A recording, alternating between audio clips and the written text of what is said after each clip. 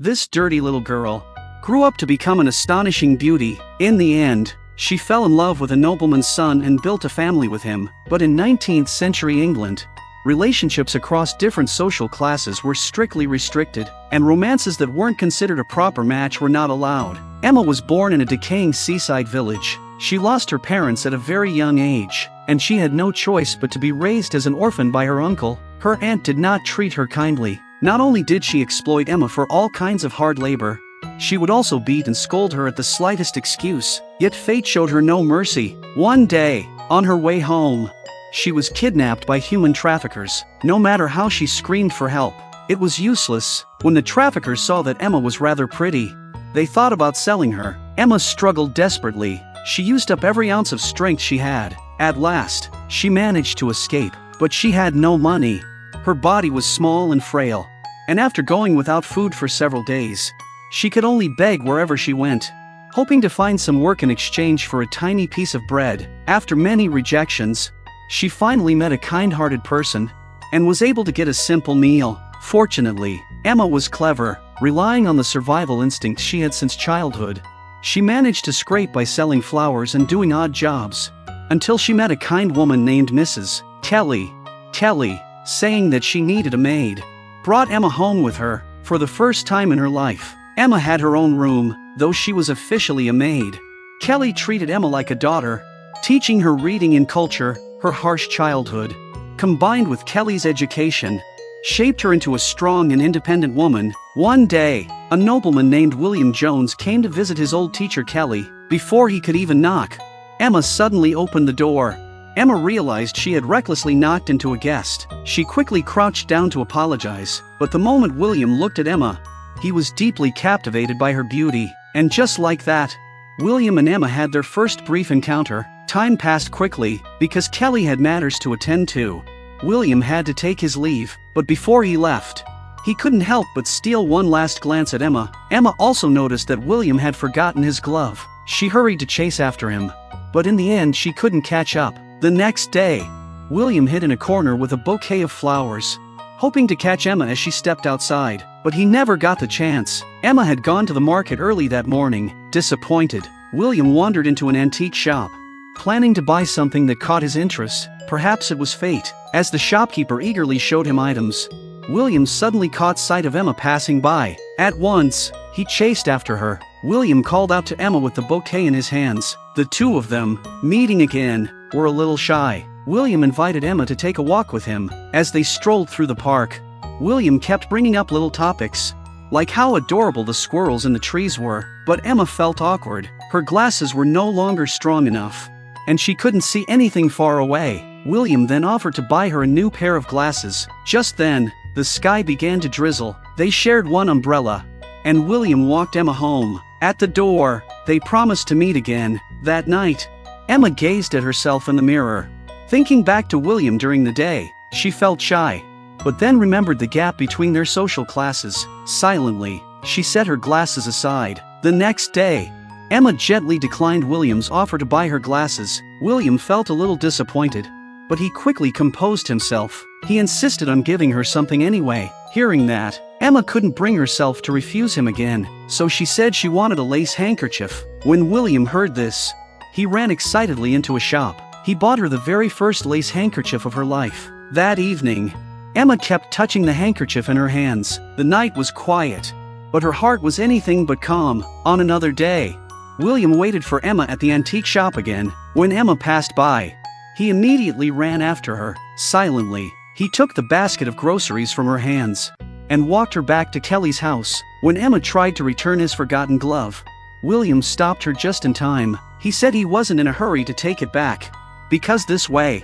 he would have an excuse to keep seeing her. But before he could finish, Emma slipped away. Maybe deep down she knew, once they acknowledged their feelings, they could never go on like this again. Time flew by. Under pressure from his father, William had no choice but to attend an upper-class party. His handsome appearance caught the attention of Lady Campbell. She wanted to introduce her daughter to William. Lady Campbell asked him to invite her daughter for a dance. On the dance floor, the two of them looked like a perfect match to outsiders. Meanwhile, Emma carried on with her usual routine, buying fresh ingredients at the market. But whenever she passed the antique shop, She couldn't help but glance inside. She hadn't seen William for a long time. Elsewhere, William was out shopping for umbrellas with his younger sister. By chance, he ran into Eleanor, the girl he had met at the party. As they chatted casually, William asked Eleanor if a girl were given such a beautiful umbrella, wouldn't she be happy?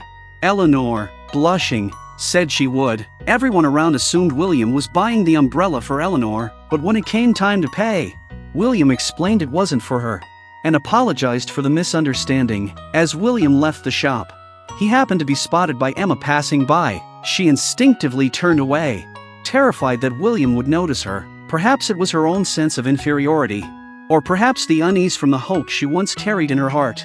But Emma did not want William to see her at that moment. At night, Emma brushed her long hair. Perhaps only in this moment, she allowed her loneliness to show. The next day, when passing by the antique shop, Emma deliberately chose another way home. William had no idea. He was still waiting with that ornate umbrella, hoping for Emma to appear. It wasn't until the rain began to fall that William finally left the shop, but he did not give up. The next day, he waited again outside the antique shop with a gift, staying until late at night, and still Emma never came. At last, he had no choice but to visit Kelly's house, using the excuse of retrieving his glove to see Emma, but Kelly had already seen through his heart. She purposely sent Emma to the store to buy some sugar, giving them a chance to be alone. William immediately followed her. He wanted to give her the umbrella, but Emma refused. It was far beyond what her meager wages could ever afford. She felt such an extravagant gift crossed the boundaries between them. Only then did William realize how reckless his gift had been.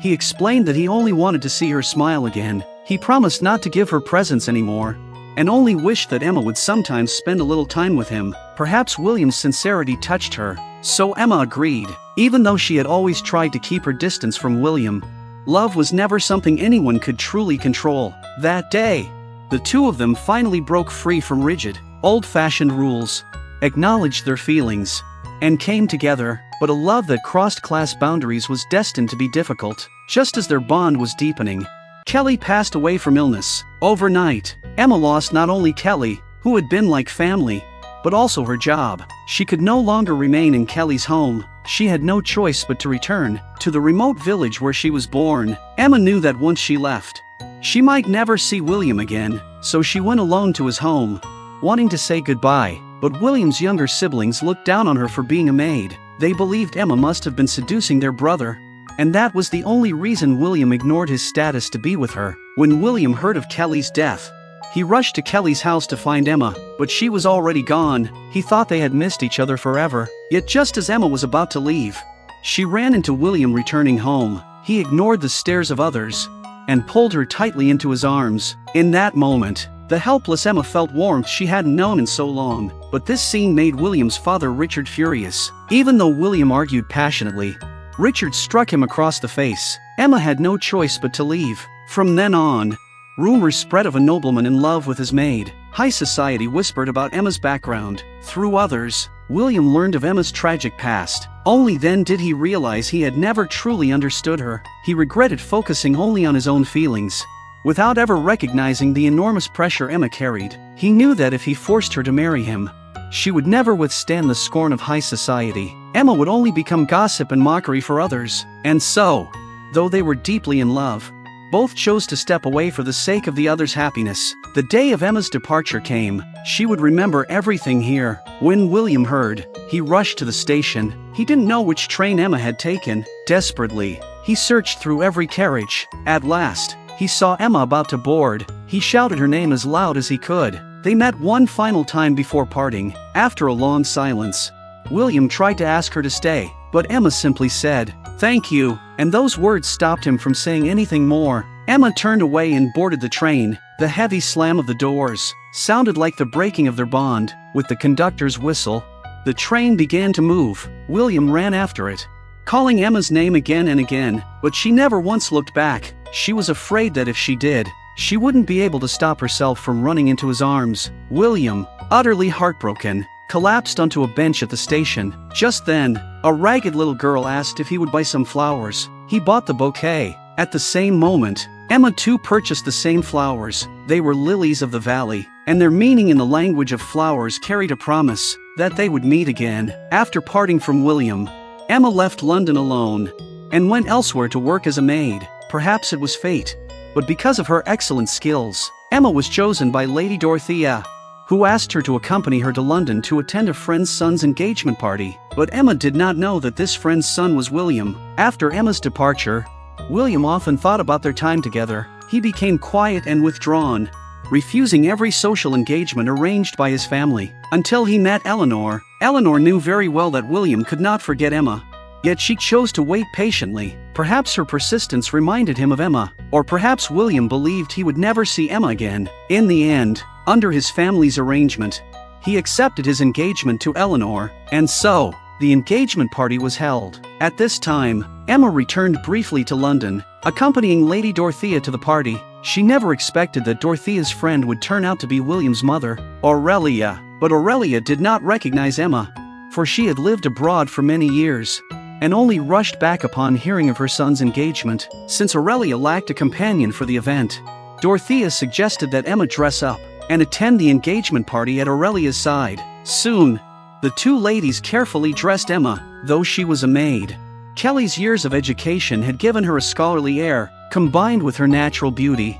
Just a touch of refinement made her breathtakingly radiant. From the moment she stepped into the ballroom, Emma became the center of attention. Everyone was captivated by her presence, and no one could believe her true identity was only that of a maid. But without her thick glasses, Emma grew a little dizzy. At Aurelia's suggestion, she stepped out onto the balcony for some air. When she felt better, she prepared to return to Aurelia's side. At that moment, William, having heard that his mother was present, hurried over to greet her, and unexpectedly ran into Emma. Emma never imagined she would see him again, let alone that he already had a beautiful fiancée. Unable to bear it, she fainted. After the engagement party ended, William rushed to check on her. Awakened by his voice, Emma begged him not to come in, because she knew if they met face to face, she could not control her emotions. But William, trying to avoid the passing maids, had no choice but to enter the room. When he turned, he found Emma already in tears. Unable to restrain themselves any longer, the two embraced tightly. Even knowing the moment was fleeting, Emma was willing to lose herself in it. Her tears spoke of her longing, and only then did William realize she loved him as deeply as he loved her. But morning always comes, and dreams must end. When William was awakened by birdsong, he found Emma had already gone. She had hurried back to Aurelia, and Aurelia, having seen their emotions at the party, understood everything. Meanwhile, William told his father he wished to break off the engagement. Richard and the rest of the family were outraged, but William was determined. Ignoring their objections, he went straight to the inn where his mother was staying, only to learn that Emma had already left. Aurelia told William that Emma did not want him to seek her out, and that both of them needed to face reality. Emma returned to her work, repeating the same routine as before, but now she was even more silent, as if burying herself in labor was the only way to forget London and treat it all like a dream. But fate seemed intent on bringing them back together. After Christmas, Dorothea's family decided to move back to London, and so Emma returned as well, to the place where she had lived for over a decade. Meanwhile, William went to Eleanor's home to end the engagement, but Eleanor's father refused, saying it would disgrace both his daughter and their family. Eleanor herself was devastated, but William's heart was only with Emma. Soon, rumors spread through high society. William wishes to break his engagement for the sake of a maid he loves. Eleanor wanted to fight for herself one last time. She secretly met William, hoping to persuade him, but love cannot be forced. Even when she set aside her pride, she could not make William return to her. William felt deep guilt for the pain he caused her. Not long after, William learned Emma's address from his mother. They met again. At once, William proposed marriage, but Emma refused. She did not want their marriage to be built on the suffering of others. But in front of everyone, William solemnly vowed he would never give up. And so, every night, he waited outside her lodgings, just to catch a glimpse of her. But Emma still avoided him. William finally borrowed a neighbor's balcony, and when Emma stepped outside to work, he declared his love loudly. Ignoring the curious stares of onlookers, he admitted their statuses were worlds apart, that they would face immense pressure. But for Emma, he was willing to overcome anything. Seeing her hesitation, William proposed they meet in 1 week at the Crystal Palace. If she did not come, he would accept her decision and never trouble her again. The promised day soon arrived, but an accident occurred. Dorothea's house suddenly caught fire. Emma joined everyone in fighting the flames. Once it was under control, she rushed back to her quarters, where she kept the lace handkerchief William had given her. Thankfully, it had not burned. Clutching it tightly, Emma finally understood her heart. With everyone's blessings, she ran toward their meeting place, like William chasing after the departing train.